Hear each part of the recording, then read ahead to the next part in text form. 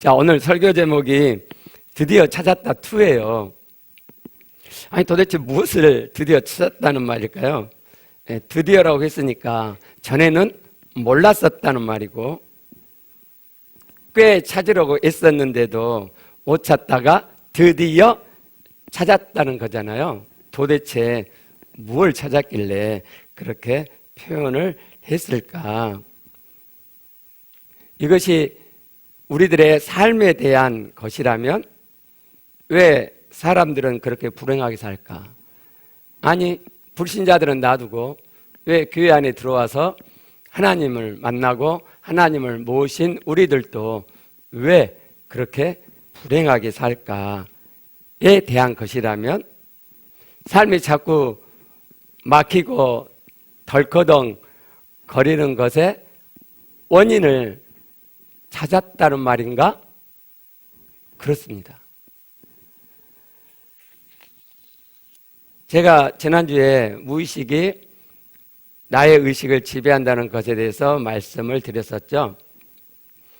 우리의 삶을 행복하게 사는데 정말 꼭 알아야 될 중요한 원리입니다. 그 무의식의 원리의 2가지를 여러분들이 아셨으면 좋겠는데, 하나는 성장하면서 우리가 경험한 부정적인 정서가 어디 날아가지 않고 우리의 마음에 쌓이고 점점 무의식에 쌓여서 그게 화날 때 폭발되어 나온다 하는 원리를 아셨으면 좋겠어요.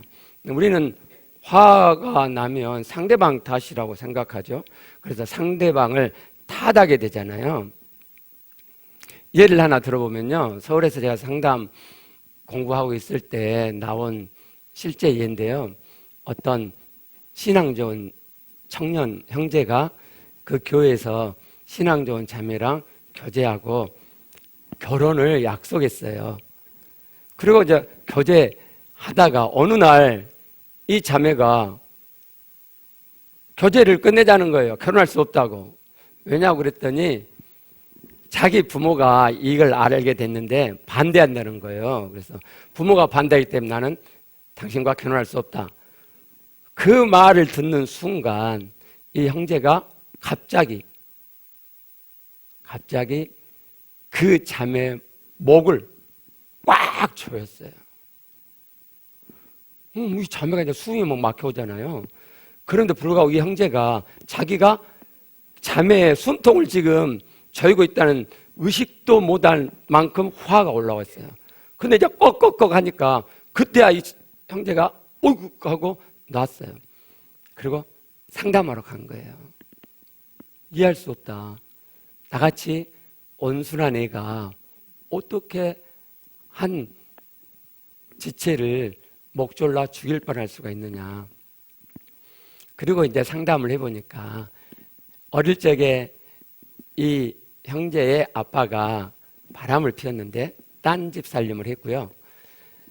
그것도 모자라서 가끔 집에 와가지고 엄마가 애써서 벌어놓은 돈을 찾아가지고 갚아버리는 거예요. 그러니까 이제 이 형제가 어릴 때는 몰랐는데 점점 나이가 들면서 그걸 보잖아요. 그리고 힘이 조금 자라면서 이 형제 안에 아빠에 대한 분노의 복수가 끓어오르죠. 내가 좀만 더 힘 생기면 너 가만히 안 둘 거야. 그리고 복수의 칼을 갈면서 자기의 생을 살아왔던 거예요. 그러다 하나님 만나고 신앙생활을 그렇게 잘했는데 그날 터져버린 거예요. 아빠에 대한 분노가 터진 거예요. PPT 한번 보시죠. 예. 자, 의식과 무의식이 있고 저 아래 부정적인 마음이 있죠. 그 아래 긍정적인 마음, 그 긍정적인 마음 불러일으키는 존재적인 마음이 있는데, 저 부정적인 마음이 내 안에 1차적으로 내 의식을 지배한단 말이에요. 자, 그럴 때 누가 나에게 자극을 줘요. 예, 저렇게 자극을 주면 우리가 화가 폭발하잖아요. 예, 저렇게 뚜껑이 열린다 그러죠. 무의식의 뚜껑이 열리는 거예요. 그래가지고 폭발을 해요. 저렇게. 저게 사람이 화내는 원리예요. 그러니까 상대방이 내게 한 짓은 그냥 내 안에 억눌러 놨던, 쌓아놨던 분노를 촉발시키는 스트레스만, 자극만 준 거지 나를 폭발시키는 건 아니란 말이에요. 근데 우리는 남탓 말이죠. 네가 날 안 건드렸으면. 그게 아니고요. 내 안에 부정적인 정서가 저렇게 쌓이지 않았다면 누가 나한테 자극을 해도 저렇게 터지지는 않아요. 여러분 이 원리를 꼭 아시고 분노가 터져 나올 때 상대방 탓을 멈춰 가시면 좋겠어요. 또 하나는요. 내 안에 부정적인 정서가 쌓이게 되면 하나의 시스템, 역동이라는 시스템을 만든다 그랬죠. 그래서 그 시스템이 작동되는 의식의 삶을 살아요. 예를 들어보면 누가 우리한테 야 거지야 한다 그래갖고 다 기분 나쁜 것 아니에요.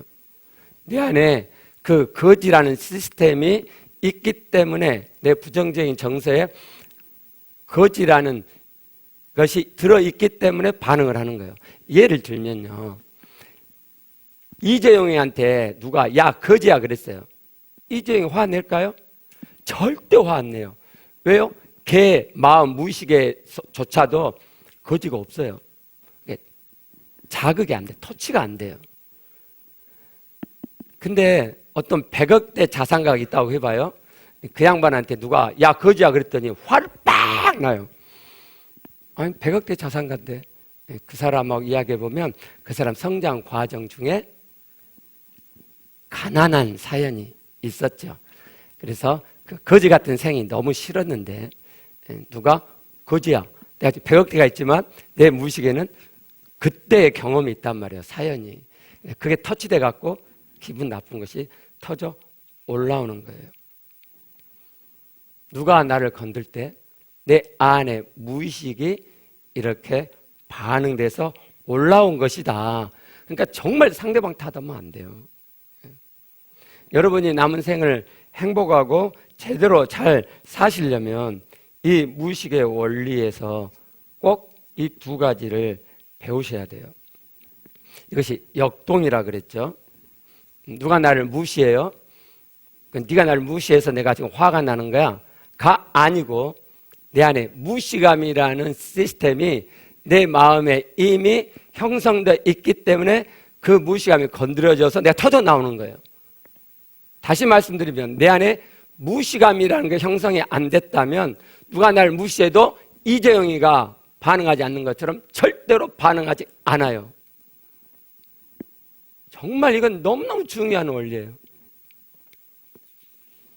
안 그러면요 여러분 평생 자기 자신에게 속아서 살아요. 제가 상담 공부할 때 우리 상담 그 학교를 총괄하는 책임 교수가 계셨는데요. 그분은 우리나라 그 당시 우리나라 정신과 의사들을 슈퍼바이저 그 사람이 그 정신과 의사들을 정신건강 상담을 해주는 자격증이 있는 우리나라 두 분 중에 한 분이셨어요.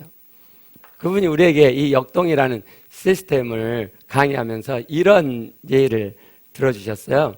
이분이 이제 그 대학병원 정신과 병동에 책임자로 계시는데 인턴들이 들어오잖아요. 한 인턴이 들어왔는데 얘가 정말 기특하게 환자들을 너무 잘 돌보는 거예요. 아니 근무 시간만 잘 돌보는 게 아니고 쉬는 시간에도 환자들하고 노는 거예요. 처음에는 기특했는데 이건 정신과 슈퍼바이저 교수잖아요. 뭔가 낌새를 알아차린 거예요. 그리고 불러다가 면담을 했죠. 그 친구는요 아빠가 굉장히 권위적이었어요. 그래서 아빠하고 관계가 너무 어려웠어요. 그러다 보니까 그게 자기 안에 장착이 되고 그래서 자기보다 나이가 많은 사람 특히 권위자들은 너무 어려운 거예요. 그럼 누가 편해요? 나보다 나이 어린 애들이 편한 거죠. 너무너무 쉬운 거야. 그러니까 이 양반이 그 위에 선배들하고 쉬는 시간에 가서 어울리지 않고 쉬는 시간에도 환자들하고 가서 노는 거예요. 정신적으로 건강하지 않은 거죠. 이 친구가 그 교수님의 도움을 안 받았더라면 평생 자기에 속았겠죠. 나는 착한 아이야. 나는 어렵고 힘들고 나이 어린 사람을 좋아하고 잘 돌보는 사람이야. 주변에서 그렇게 칭찬하겠잖아요. 그죠? 그래서 자기에게 착하고 속는 거란 말이죠. 그리고 그 사람의 그 부실한 정신건강, 마음은 다른 데서도 나타나게 돼요. 환자들 돌볼 때만 그렇게 발휘되는 게 아니고. 그래서 저는 여러분들이 정신과 가셔서 정신 분석을 한 번씩 받아봤으면 좋겠어요. 정신과는 미친 사람만 가는 게 아니에요. 지금도 그렇게 생각하세요? 그게 아니고, 저 대학 때 간호학과 다니는 후배 자매가 어느 날 저한테 이렇게 이야기하는 걸 들었어요. 자기가 학교에서 이 혈관 주사 놓는 실습하고 있는데 그 뒤부터 버스를 타면은 이게 딱 잡으면 힘줄이 보이잖아요. 힘줄만 보인대요, 힘줄만. 정신과 의사들이 사람을 보면요, 다 정신건강이 정상인 사람이 아무도 없어요. 그럼 왜 정신과에 우리가 안 가냐? 살만하니까. 정신과는 가는 사람은 삶이 너무 힘들어. 자기 정신이 건강하지 않는데 문제가 있어. 그래서 정신과 치료를 받는 거고요. 우리는 다 정신과적으로 문제가 있는 사람이에요. 그걸 어떻게 입증해요? 여러분 행복하지 않잖아요. 그러죠? 관계가 늘 좋고 만족스럽지 않잖아요. 그죠? 그러니까 정신과 가는 걸 너무 이상하게 생각하지 마시고 가셔서 딱 유래만 정신과 상담하러 온 게 아니고 저 정신분석 좀 하러 왔다고 그러면 이 조사지가 있어요. 그렇게 하셔갖고 상담 거기에 관해서 이렇게 상담을 받으시면 좋겠어요.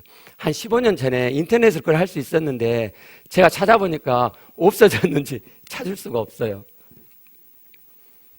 여러분 정말 여러분의 무의식이 어떻게 작동되는지, 내 무의식 안에 어떤 역동이라는 시스템이 지금 형성되어 있는지를 꼭 알으셨으면 좋겠어요. 근데 이건 제가 드디어 찾은 게 아니잖아요. 전에 다 알고 있었던 거잖아요.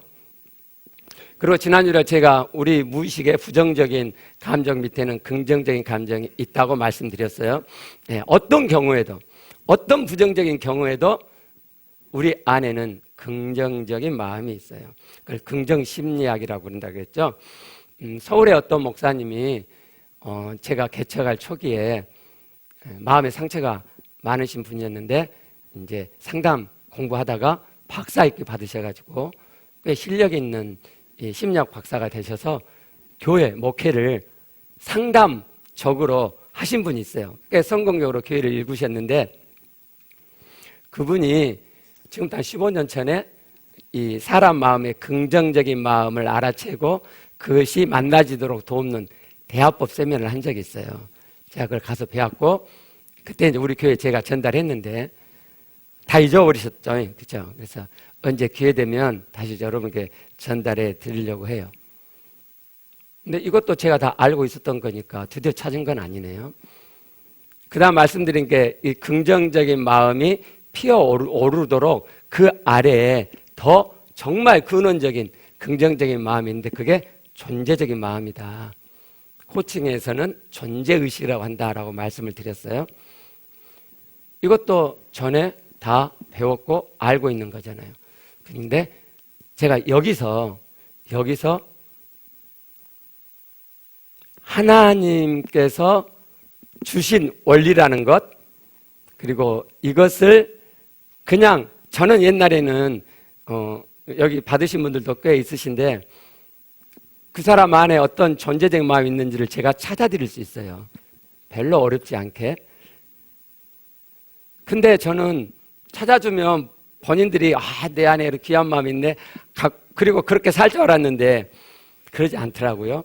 그래서 모르겠다 이렇게 지냈는데 지난주에 보여드린 그 강의를 들으면서 제가 크게 깨달았죠. 저걸 일반화시키면 좋겠구나. 그래서 제가 저 좋은 것은 하나님이 만드셨기 때문에 있을 거야 라고 성경으로 돌아가서 찾아봤다 그랬죠. 창세기 1장 26절 27절에 말씀하신 대로 하나님은 사람을 하나님의 형상대로 창조하셨고, 하나님은 영이기 때문에 하나님의 형상도 영적인 어떤 거고, 이 영적인 하나님의 형상을 사람의 영 안에 담아 놓으셨단 말이죠. 사람이 범죄함으로 하나님의 형상을 잃어버렸다고 하는 것은 잘못된 가르침이라는 것을 제가 창세기 5장 1절과 3절을 통해서 밝혀드렸고, 그리고 창세기 9장 6절 말씀을 통해서도 제가 확인시켜 드렸어요. 그리고 우리가 또 여기에 대해서 잘못 배운 거 하나는요, 불신자는 영적으로 죽었다. 그래서 불신자는 영의 기능이 없다라는 거예요. 성경에서 불신자를 가리켜 영이 죽었다고 말씀하는 것은 하나님과의 관계가 단절됐다, 끊어졌다는 의미이지 영의 기능이 없었다는 게 아니죠. 하나님을 모시지 않았기 때문에 하나님과의 관계가 끊어져 있는 상태, 그걸 성경적으로 영적으로 죽었다는 거예요. 생각을 해보세요. 하나님 형상으로 창조되었고 태어났는데 하나님 모시지 않았으니까 영의 기능을 싹 상실. 하나님을 영접하면 그때 영의 기능이 다시 살아나요. 그런 게 어디 있어요. 정말 그런 어리석은 이야기를 하나님의 절대 진리로 믿고 살아왔던 것이 참 그래요.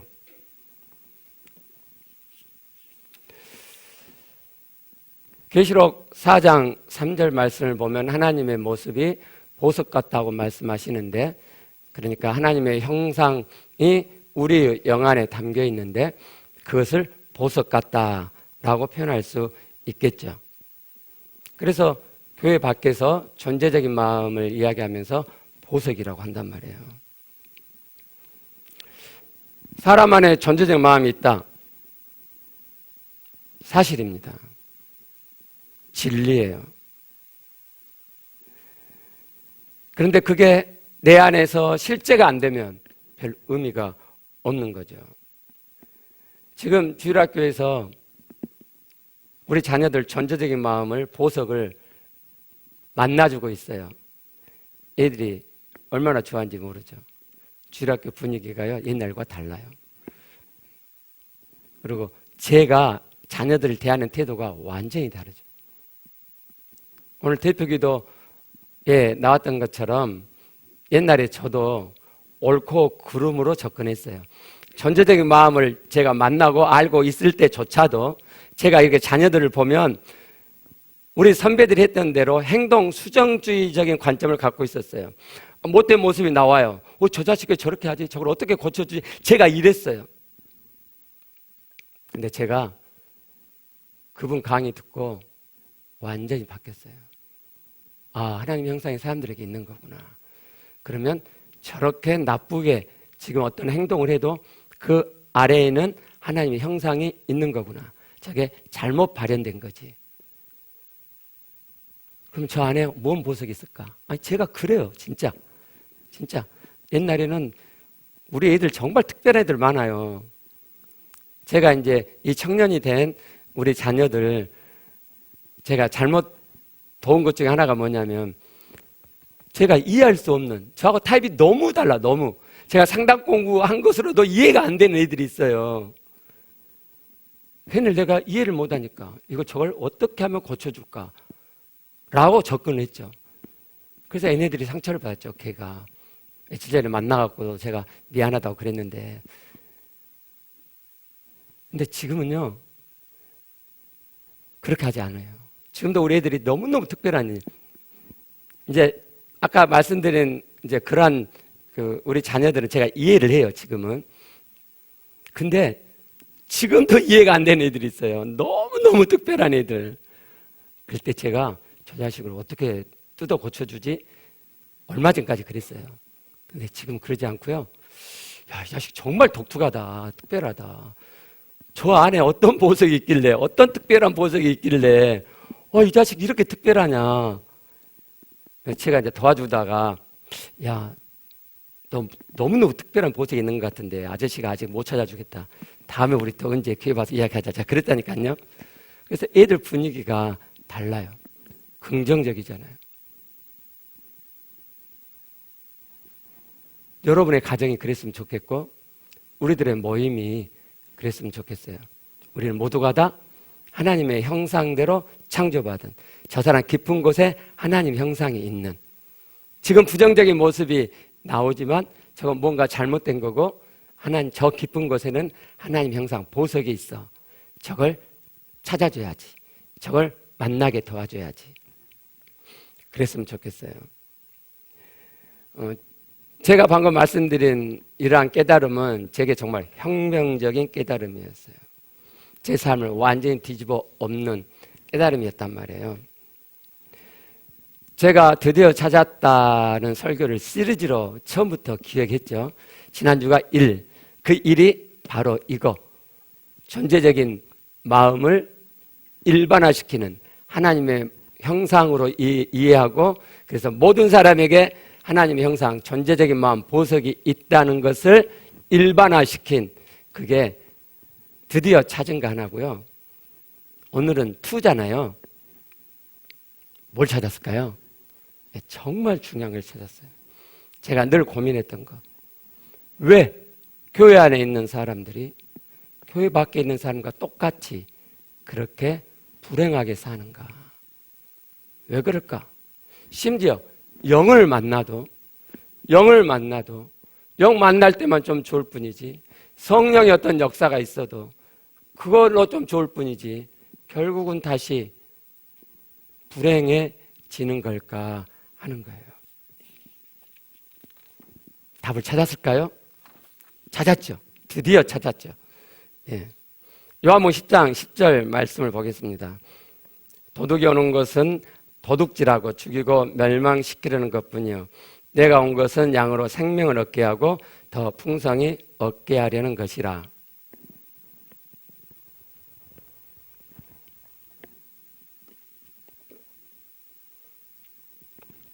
이 말씀을 보시면 전반부와 후반부가 대조되어 있죠. 예, 여기서 나는 예수님이잖아요. 예수님과 이 도둑이 대조가 되어 있어요. 도둑이 도둑질하죠. 도둑이 오는 것은 도둑질하는 거예요. 뭘 도둑질하죠? 후반부를 보면 예수님은 생명을 얻게 하려고 오신 거니까 그 생명을 도둑질하는 거네요. 안 믿는 사람에게는 예수님이 주는 생명을 못 받게 하고, 이미 예수님으로부터 생명을 얻어 소유한 자에게는 그 생명으로 살지 못하도록 도둑질하는 거네요. 그게 죽이는 거고, 이 죽임은 그러니까 육적인 죽임이 아니라 영적인 죽임이죠. 영의 생명을 얻지 못하게, 영의 생명을 소유했다면 그 영의 생명이 실제되지 못하게 하는 영적인 죽음의 삶을 살게 하는 거죠. 그게 진짜 멸망시키는 거죠. 그러면 여기 도둑은 누구겠습니까? 악한 영, 사단, 마귀죠.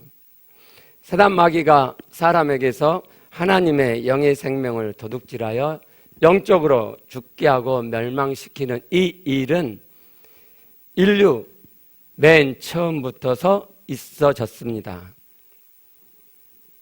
창세기 3장 1절을 보면 뱀이 등장하는데, 이 뱀은 계시록 12장 9절을 보면 마귀, 사탄이죠. 옛뱀, 곧 마귀라고 하도 사단이라고. 계시록 20장 2절에도 또 나와요. 옛뱀이요 마귀요 사단이라. 그렇죠? 다시 창세기 3장으로 가면 4절에 뱀이 이렇게, 사단이 이렇게 말하잖아요. 너희가 결코 죽지 아니하리라. 하나님은 반드시 죽는다 그랬어요. 근데 이 사단이 하나님이 강조하신 것처럼 강조용법을 써가지고 뒤집어 엎어요. 결코 안 죽어. 그러니까 사단이 자기의 생각을 집어넣어주고, 그래서 사람이 하나님의 말씀을 따르지 않고 자기 생각을 따르도록 하죠. 그래서 최초의 사람들이 결국 하나님의 말씀을 어기는 범죄를 하게 되잖아요. 3장 6절에 보면 여자가 그 열매를 따먹고 자기와 함께한 남편에게도 주어 그도 먹게 되죠. 그래서 이들은 하나님의 생명에서 쫓겨나가게 되는 것을 봅니다. 24절을 보면 생명나무 길을 지켜서 다시는 생명으로 들어오지 못하게 하죠. 보세요. 사단이, 도둑놈이 생명을 얻지 못하도록 방해하잖아요.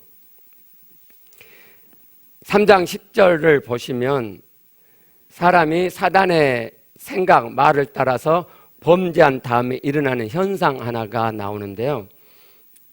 두려움입니다. 내가 벗었으므로 두려워하여 숨었나이다. 두려움이에요, 두려움. 이게 사람의 최초의 부정적 감정입니다. 사람이 하나님의 말씀을 따른 게 아니고 사단의 말을 따르게 되어 하나님의 말씀을 어기는 범죄를 하게 되면 부정적인 감정이 일어납니다. 그리고 말씀드렸던 것처럼 그 부정적인 감정은 점점 쌓이게 되고 부정적인 감정을 의식해서 만나기가 힘들기 때문에 점점 밑으로 내려요. 무의식으로 밀어넣는다고요.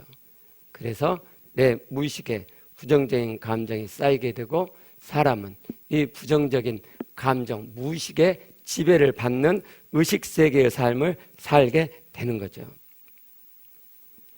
사단이 이런 짓거리를 한다는 것을 이미 하나님은 창세기 3장 14절에 예언적으로 말씀해 주셨어요.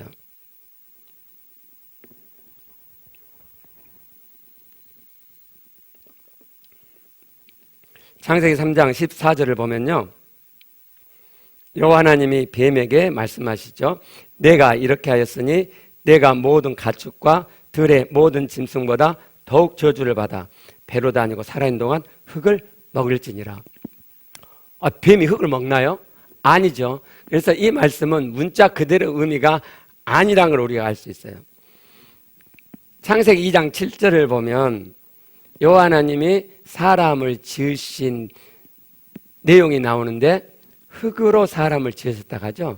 저 흙과 아까 뱀 사단에게 말씀하신 내가 흙을 먹게 될 거라는 그 흙과 똑같은 히브리어 단어예요. 한번 오늘 확인해 보죠. 자, 창세기 3장 14절이죠. 저 사각형 친 것 보면은 6083이라는 단어죠. 자, 아파르거든요. 그러면 2장 7절을 보면 저걸 또 확대해 볼게요. 흙으로 사람을 지었다 흙으로 돼 있죠. 6083 똑같잖아요. 똑같은 단어 아파르. 저 아파르란 단어가 무슨 뜻이냐면 먼지 티끌이라는 단어예요. 자, 6083을 사전에 찾아볼게요. 자, 보시면 6083이죠. 저 아파르예요. 저게 마른 흙. 흙이 말라가면 고와지잖아요. 그래갖고 바람이 불면 이게 날리잖아요. 그때 일어나는 그 먼지 티끌을 나타내는 단어예요. 그러니까 그 당시로는 가장 작은 알갱이를 표현하는 단어가 저 아파르란 말이에요. 자, 그러면 하나님이 사단 뱀에게 너 아파르를 먹고 살게 될 거야. 그렇게 말씀하셨어요. 그럼 그게 무슨 의미가 돼요? 사람을 먹고 산다는 말이에요. 사람을 어떻게 먹어요? 그 의미가 창세기 3장 1절부터 5절에 이미 밝혀져 있는 거예요. 어떻게 먹어요? 사람에게 자기 생각을 주고 그 생각을 따르게 함으로써 사단을 따르는 자, 사단의 종, 사단의 졸개가 되게 한다는 의미예요. 요한복음 13장 2절을 보면 마귀가 가룟 유다의 마음에 예수를 팔려는 생각을 넣었다 그랬죠. 생각을 넣어요. 마귀가 유다에게만 그런 게 아니고요. 온 세상에 있는 사람들에게 다 생각을 넣어줘요. 그래서 요한일서 5장 19절을 보면 또 아는 것은 우리는 하나님께 속하고 온 세상은 악한 자 안에 처 있다고 이야기하죠. 그죠? 저 악한 자가 악한 영, 사단 마귀란 말이에요. 왜 온 세상이 악한 자 안에 처 있을까요? 에베소 2장 2절을 보시면 그때 너희는 그 가운데서 행하여 이 세상 풍조를 따르고 공중의 권세 잡은 자를 따랐으니 이렇게 말씀하죠.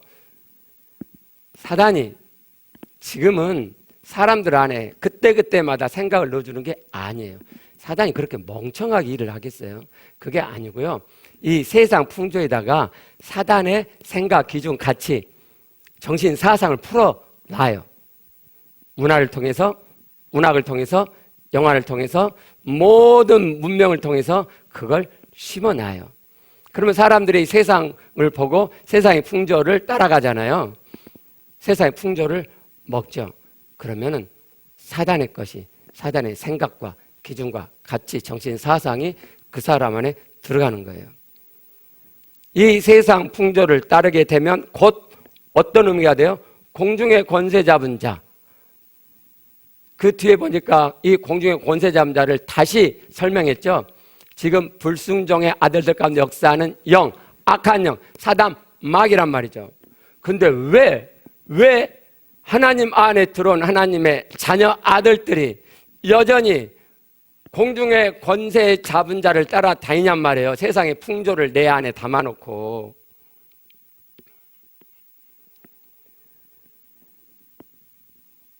성경은요, 그래서 이 세상을 어둠이다, 그 세상에 사단에게 물들어가는 자들을 어둠이다, 이렇게 말씀하세요.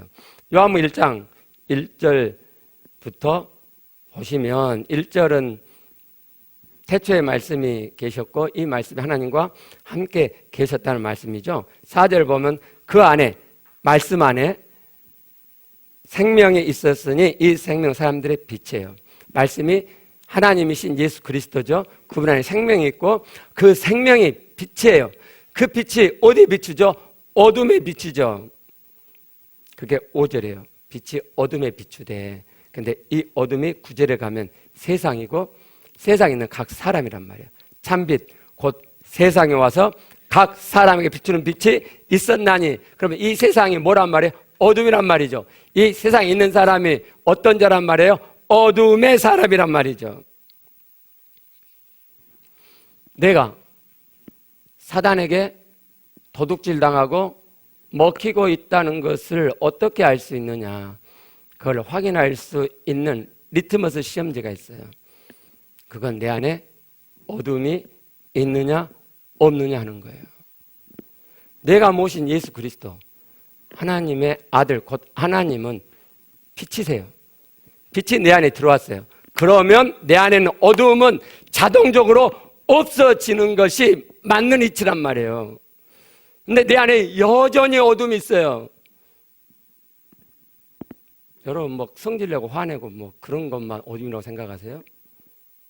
빛이 아닌 건 다 어둠이에요. 어둠의 정도가 다를 뿐이지. 빛이 아닌 건 다 어둠이에요. 여러분의 마음에 빛으로 환해지지 않으면, 하나님으로 여러분의 마음이 환하게 빛나지 않으면, 그럼 여러분 안에 어둠이 있는 거죠. 오늘 가셔갖고 거울 한번 봐보세요.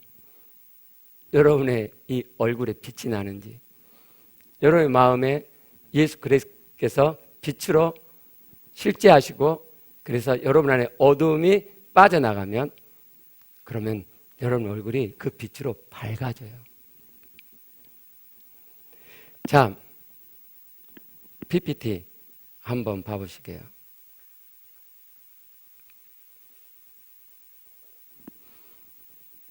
자, 전진, 예, 무의식 있고, 자, 하나님 형상이 있잖아요. 이런 의미예요. 잠깐만, 내가 할게. 자, 창세기 1장 26절, 27절에 하나님께서 하나님의 형상을 사람들의 영 안에 집어넣어 주셨어요. 내 의식세계가 아니죠. 내가 알아채지 못하는 내 마음 깊은 곳에 넣어 주셨어요. 하나님의 원래 계획은 저 하나님의 형상이 의식세계로 피어 올라오고 사람은 그 하나님의 형상을 느끼면서 그 느낌, 그 마음, 하나님 형상의 마음을 따라 살도록 하신 거예요. 믿지 않는 사람도. 그러면 천국 비슷하게는 살 수 있다 이 말이에요. 하나님처럼 완벽하게 하나님을 닮은 자는 되지 못하지만 하나님의 흉내는 내는 그런 정도의 삶은 살 수가 있는 거예요. 왜요? 하나님의 형상으로 사니까. 근데 하나님이 저렇게 안 하셨죠. 사단을 등장시키고, 예. 그리고 이 사단이 우리 안에 부정적인 마음을 집어넣게 하셨죠. 아까 다 살펴본 것처럼 말이에요. 사단이 사단의 생각, 하나님 생각이 아닌 자신의 생각을 우리에게 넣어주고 세상 풍조에 그것을 넣어두고 우리가 이 세상 풍조를 따라감으로써 우리 안에 부정적인 마음, 부정적인 정서가 쌓이게 했어요. 그리고 저것이 점점 많아지죠. 내가 세상 풍조를 통해 사단과 함께 살고 놀 때 저 부정적인 정서가 점점 많아지는 거예요. 예. 저게 어둠이라고요. 여러분 안에 저 어둠이 있다는 것이 곧 여러분이 사단에게 지금 먹히는 삶을 살고 있다는 증거예요, 증거. 예수 그리스도가 내 안에 계시고 그가 내 안에 빛으로 실제되면 내 안에 있는 모든 어두움도 날아가는 거예요. 사람이니까 할 수 없이 어두움이 있을 수밖에 없는 거야. 그게 아니란 말이에요. 그건 잘못된 가르침이에요. 그게 아니고 우리는 하나님 예수 그리스도를 내 안에 모셨기 때문에 점점 예수 그리스도가 실제 빛으로 내게 비쳐 나오시고 그래서 어두움이 실제로 내 안에서 빠져나가게 되는 거예요. 그렇지 않다. 지금 나는 여전히 어둠, 왕어둠, 새카만 어둠으로 산다. 내 마음이. 그러면 여러분 사단에게 완전히 먹히는 삶을 사는 거예요. 아니 조금은 밝아지고 있는데 아직은 약간의 회색빛은 있다. 그러면은 많이 좋아지고 있는데 여전히 약간은 사단에게 먹히고 있는 것이 있는 거죠. 이것이 여러분이 예수를 믿음에도 불구하고 하나님을 모셨음에도 불구하고 그리고 여러분이 영을 만남에도 불구하고 여전히 덜커덩거리는 불행한 삶을 지옥 같은 삶을 살고 있는 이유예요. 좀 더 세밀하게 여러분이 왜 이 올무에서 벗어나지 못하고 있는지를 설명드릴게요.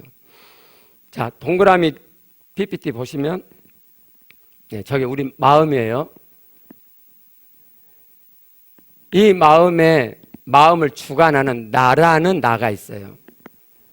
그리고 이 나의 마음 가운데 여러 마음들이 있어요. 이걸 이상하게 생각하실 텐데 이상하게 생각할 거 하나도 없어요. 우리 마음에 이런 마음 있잖아요. 짬뽕을 먹을까? 짬뽕을 먹고 싶은 마음도 있고 짜장면을 먹고 싶은 마음도 있죠. 그렇죠? 이게 나란 말이에요. 각각의 나. 놀고 싶은 마음도 굴뚝 같고 그것도 나고 공부를 좀 해보고 싶은 마음도 나예요. 이게 나예요. 이 전체를 컨트롤하는 나가 저 위에 써놓은 주관적인 나예요. 대부분은 이걸 어느 정도는 컨트롤하고 살죠. 여러분 다중인격 장애라고 들어보셨죠? 가끔 그 영화로도 만들어지곤 하는데 굉장히 무서운 사람이거든요. 다중인격 장애를 가진 사람은. 그건 뭐냐면 내 안에 저렇게 여러 나가 있는데 저게 각자 뚜렷한 나로 주관적인 나처럼 분화되어 버린 거예요. 어떨 때는 요 나로 완전히 살아요. 어떨 때는 요 나로 완전히 살아요. 그래서 이 무서운 범죄도 막 저지르고 그러거든요. 그러나 대부분의 우리는 어느 정도 조절하고 잘 살죠. 그러나 여러분, 모든 사람들이 이 주관적인 나를 상실하는 때가 있는데 그때가 언제냐면 사단에게 잡아먹힐 때.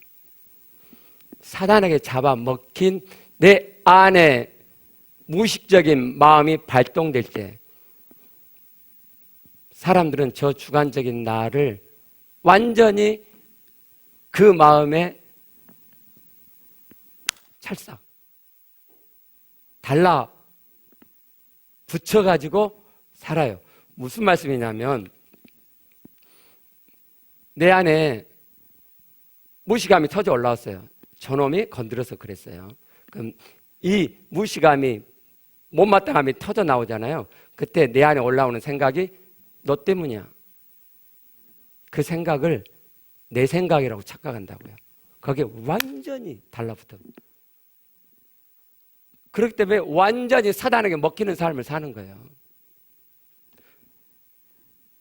그렇게 되면 여러분의 생은 사단의 밥이 될 뿐이지, 결단코 여러분 안에 하나님이 계셔도 여러분은 그 하나님이 실제 천국 되는 삶은 살지 못하게 돼요. 여러분, 베드로가 그랬어요. 마태복음 16장 23절을 보시면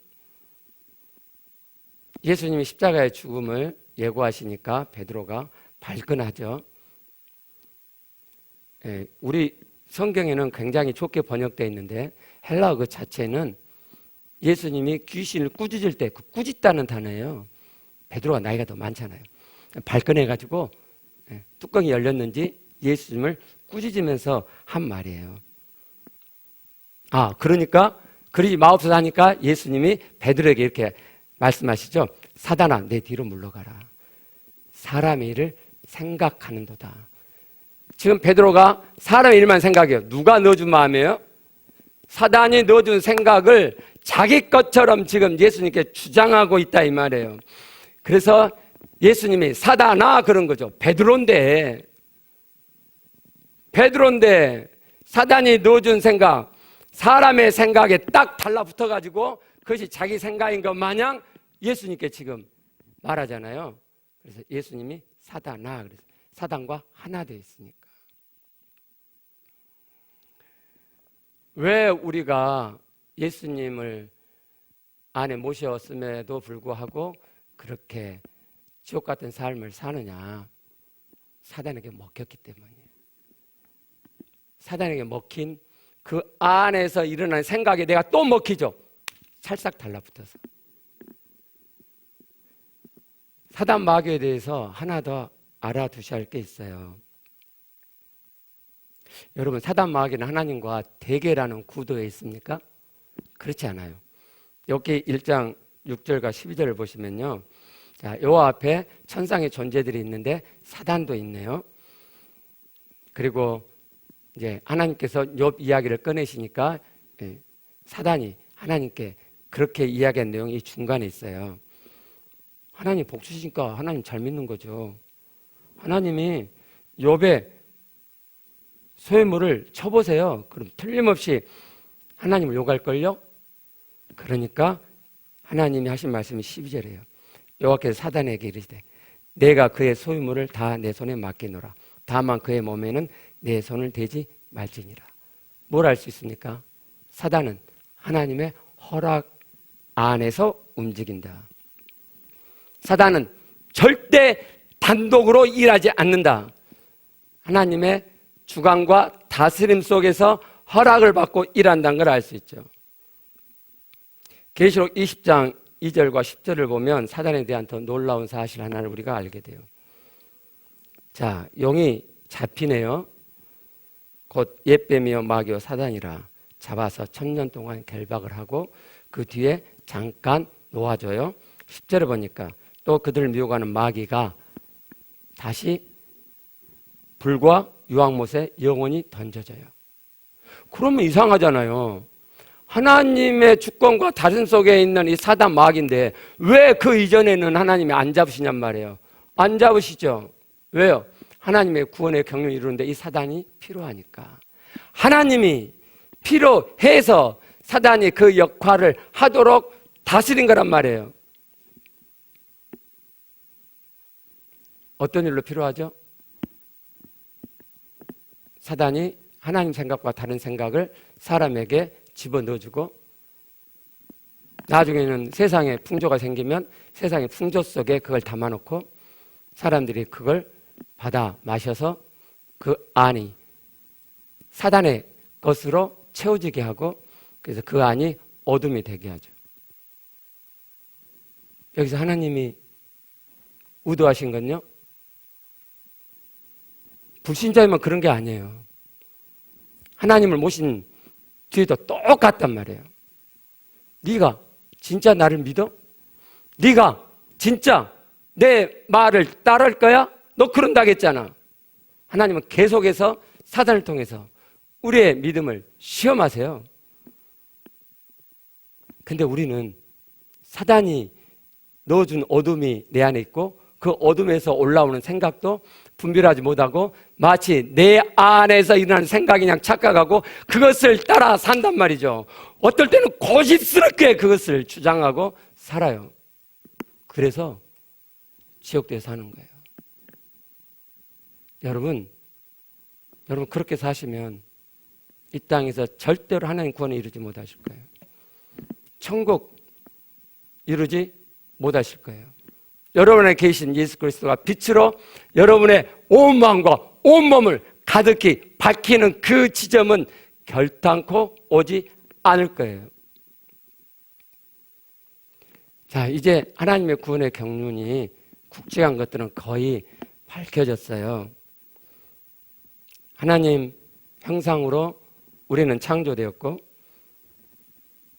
하나님은 그 하나님의 형상의 실체로 우리 안에 들어오시고자 계획하셨는데 먼저 사단을 등장시켜서 하나님 없이 사는 악을, 나쁨을 경험하게 하시고 어떻게 그렇게 하시죠? 하나님 생각과 다른 생각을 사람에게 미혹시켜서 그것을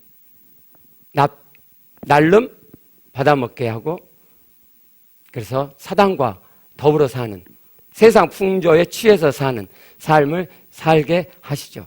그리고 그것이 나쁘다 하고 하나님과 함께 하고자 예수 그리스도의 죄사함의 복음을 내가 마음의 믿음으로 가져오고 부활하신 그리스도를 내 마음에 담음으로 하나님과 함께 사는 생명을 선택한 그들에게 그 뒤에도 너 진짜야? 너 그렇게 고백했잖아. 그렇게 믿기로 했잖아. 너 그거 진짜야? 그러면 너는 세상 것, 세상의 풍조, 사단의 생각과 기준과 가치를 선택하지 않고 내 말을 따르겠네. 근데 너 왜 그걸 따라? 그럼 너는 진짜 믿음이 아니야.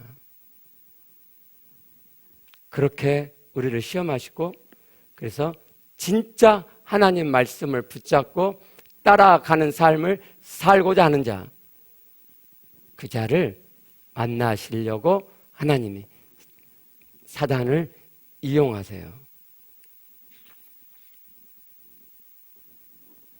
여러분, 정신 차리세요.